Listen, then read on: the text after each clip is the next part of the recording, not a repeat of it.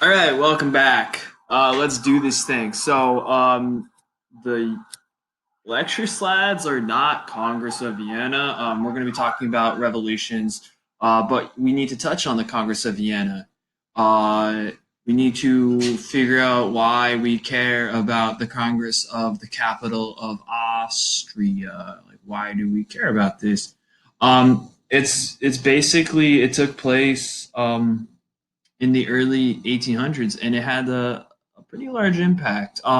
So after the Battle of Waterloo, right, Napoleon, he came back at it again with control of France, but he lost, right? And he's like, darn, this sucks. And they're like, hey, we're gonna send you really, really far away this time. Remember, they were like all the way to the middle of the Atlantic, and he's like, darn, I can't get back now.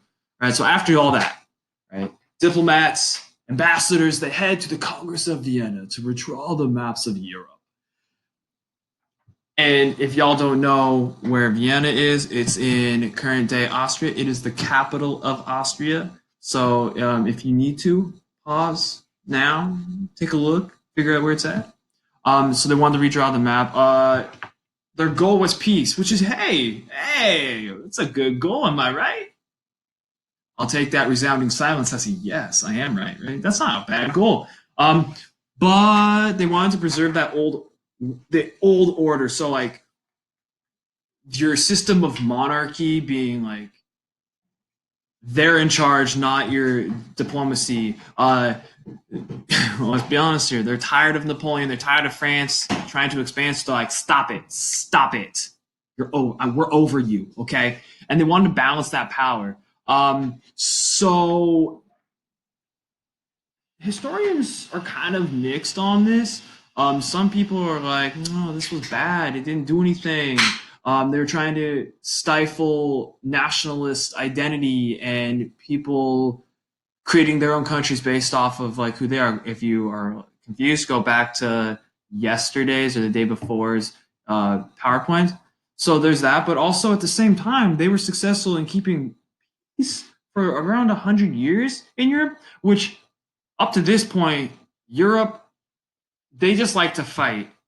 They're like the Kardashians, you know what I'm saying? Like they just infight all the time, make snide comments to each other, and it's ridiculous, right? No, they ain't like the Kardashians for about 100 years. Okay, so that's so it's kind of split. Um, three kind of schools of public thought that kind of went into this. And these are kind of their agendas basically. Like we're trying to get in control. Each thought believed that they were the best for people, which is which makes sense. They're like, well, this is our political train of thought, and this is what's going to be best. Just like in America today, there's the Republicans and the Democrats, and they both want control because they think what they're doing is best for the people. And of course, they're going to attract different set of followers, right? So again, when you see like conservative, don't immediately think of oh my god, the American conservative, or oh my goodness, the American real liberal. No, no, no, no, no, no. So what we want you to think is when you think of conservative in this context, just think of your they own property, they tend to be noble, they're wanting to protect tradition, the monarchs of Europe, they have more of the power, right? So that's their agenda. They're like, it's worked. Historically, it's worked. Why not? I like it. You like it? Of course I like it. And then you have the liberal. This is your kind of your middle of the road, right? Middle class business leaders, merchants, they're getting more um, education. They're getting a little bit more power. They're like, hey, we want a little bit more say in it. Can we change this? Um, they wanted to give people power in parliaments, but only educated and landowners could vote. Okay, and then you have the radicals. They're gonna get you, the radicals, right? And they wanted drastic change. They wanted a complete upheaval of society. They believed that governments should practice the ideals of the French Revolution, like liberty, equality, brotherhood, stuff that on the front of it sounds pretty good. The French Revolution, as we know, didn't exactly do that. They were like, equality for everyone on the guillotine, am I right? Maximilian Robespierre? Yeah. Yeah. All right. So, the nation state, we already went over this in first semester. about the difference between a nation and a state and whatnot. A nation that has its own independent government and defends the nation's territory and way of life. Straightforward. I mean, just putting it up there so y'all know it. But who believed in nationalism? Again, your liberals and your radicals are going to believe in that. We want a say in how we're governed because we are unique. We have a unique culture, a unique religion, a unique society. We want a say in that. And again, it's going to be your middle class for the most part because they're educated. They have the ability to be educated, so they have these ideas. They're reading Enlightenment. They're reading all these, and they have some capital, some real cash money, some bennies, stacks, bands, any of those that you want to use. They have some of that, so they can put a little bit of their capital right behind it.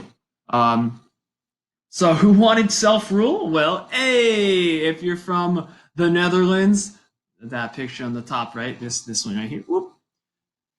The Netherlands, they were like, hey, we would like that. And then, of course, the German people, up to this point, we're talking like Prussia, we're talking specifically people that see themselves as German. They also want some self-rule. Fun fact, that castle is called Neuschwanstein. It's in the south of Bavaria. It is the inspiration behind Cinderella's castle. So, hey, look at how amazing that is. Isn't that great? Oh, King Ludwig. Anyway, that's a great castle. All right, so now we're going to get into some specifics. First up, the Greeks. Let's go. They were controlled by the Ottoman Empire. Wait a minute. Didn't we study the Ottomans in a way? Oh yeah, during the caliphates. Yeah. All right, so you already know the Ottomans. We don't even have to touch on them. But the Ottoman Empire controlled Greece, Albania, Bulgaria, Romania, Turkey, the former Yugoslavia, or all the way into like Bosnia Herzegovina. So all those countries, if you remember back to your geography, European geography, that's why it was so important. These are all included in the Ottoman Empire, and the Greeks historically are a very strong culture.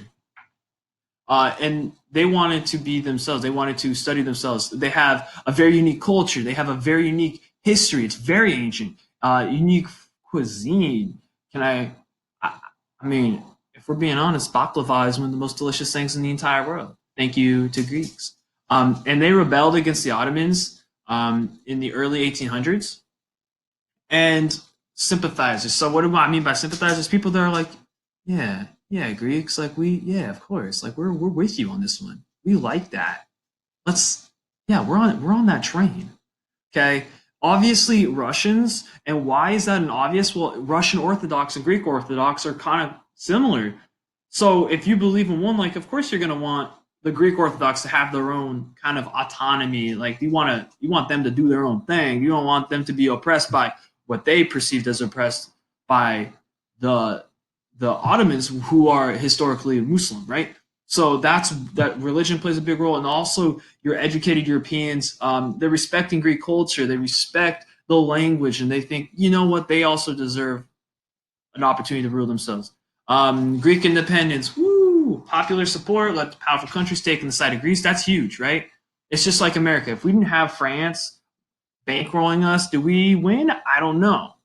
So without the British, the French, the Russians, do the Greeks beat the Ottomans? I don't know. I don't. That's parallel universe. Am I right? So 1830, Greece gets its independent kingdom. So in a weird way, America's older than Greece. Crazy. Anyway, all right. Congress of Vienna's order is breaking down. Revolutionary zeal breaks out. Open revolts begin. Woo! Good time. It's a good time. Well, I mean, not if you're in power, but if you want power. Belgians. So here you go. That's that beautiful little city there is Brussels in Belgium. And they gained their independence from the Dutch, aka the Netherlands, right?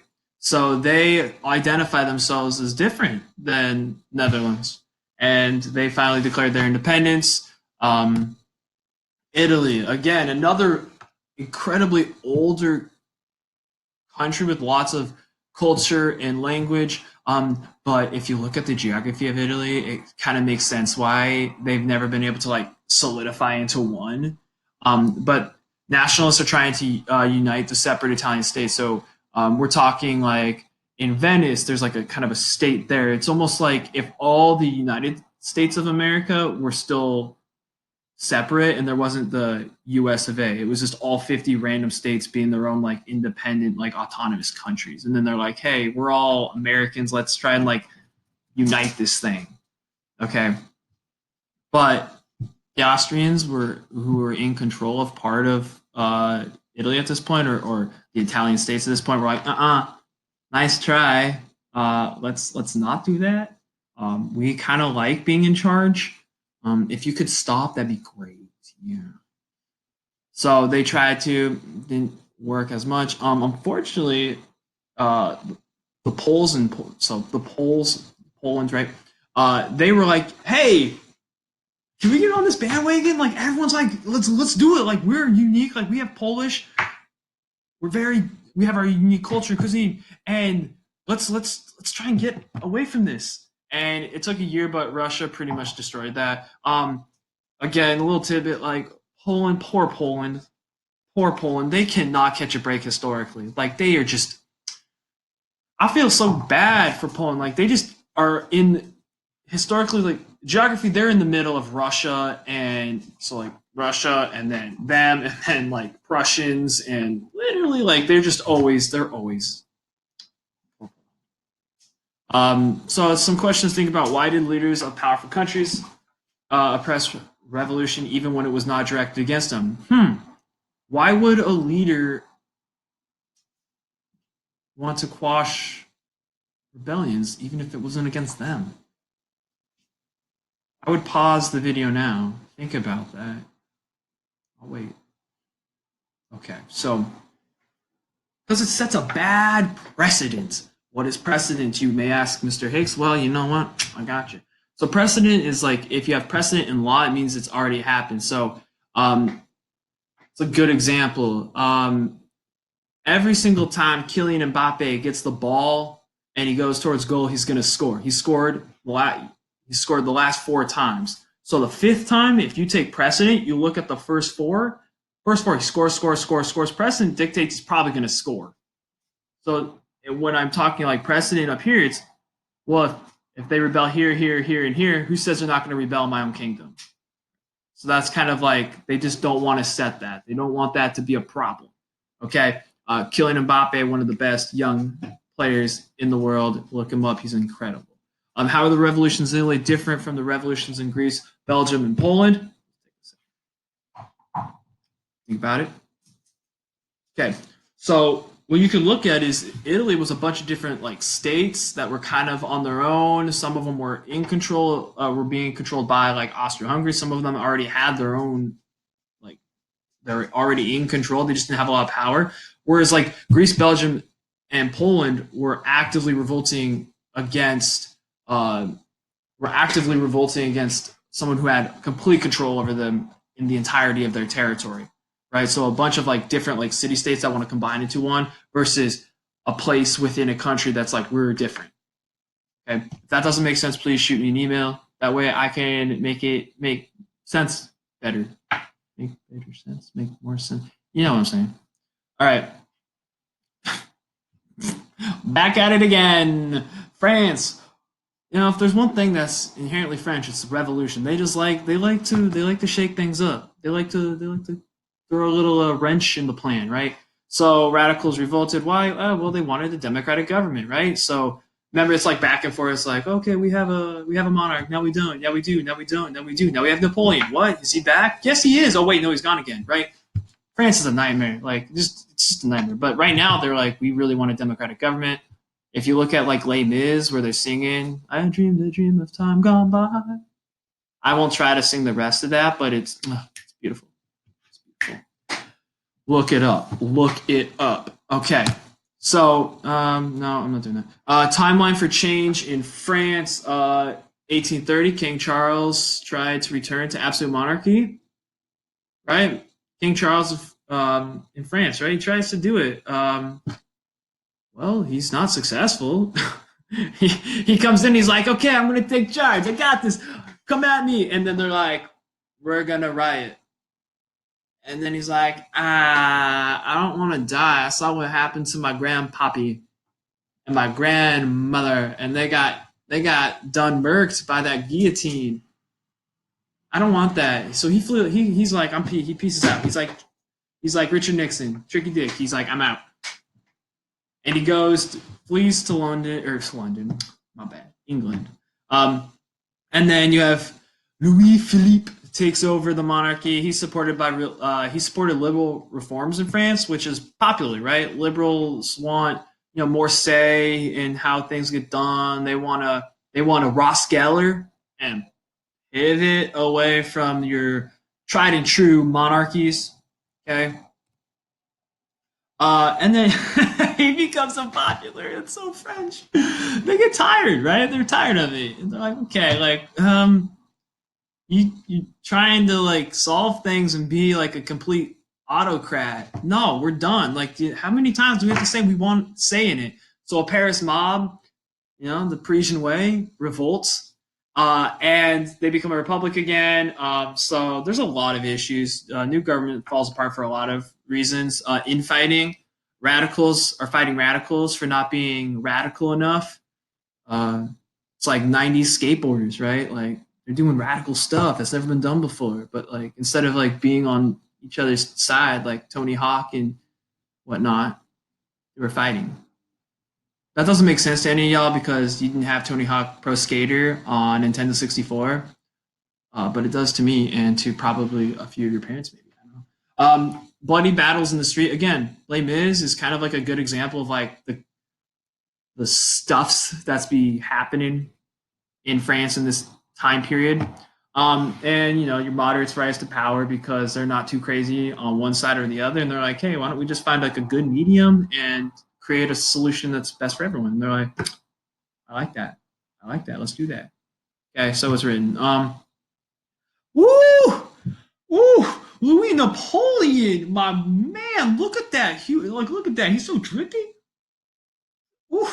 Oh man. He's got that nice mustache. Oh wow. My dude's got taste. Anyway, he run a presidential election, so it's basically like we go from monarchs to some type of Napoleon-esque, like Napoleon, maybe not Napoleon, maybe his nephew, maybe someone that's like accepted like him. I don't know. So like it goes back and forth, right? Um, he wins a presidential election. He's pretty much accepted by the public because of historically, Napoleon historically is not a negative guy in France. Like people tend to like him in France. He did a lot of positive things for the country. I mean, he definitely didn't go out on top, but for the most part. And then Napoleon the Dritte, the third, build railroads, increase job prosperity. And if there's one thing that I can almost with 100% certainty tell you is if economically you do well for your country, you're going to be fine. If you create jobs, if you help society bring that real cash money around and everyone's like, I'm doing better, you doing better. It's like, dude, last week I had a stale loaf of bread, but this week I had like filet mignon. Are you going to revolt against that? Psh, nah, bro. You're gonna be like on board with it. You're gonna be like, woohoo, I'm on the Napoleon the Third train. Let's do this. Okay.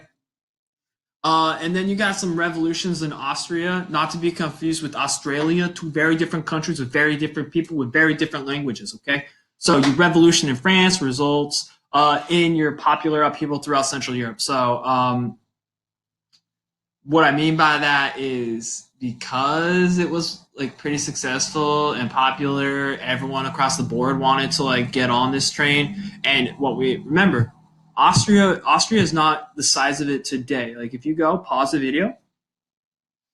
Oh wait, stop. My bad. Look at Austria in a map. So I'll pause now. Now we pause. Okay. So if you look at that, you see it's like, okay, it's not that big. But remember, that is what it is today. It used to include a whole bunch of other land, including Hungary. Look at that. Hungarian nationalism resulted in a revolution against the Austrian overlords. Overlords. Wow, that sounds powerful.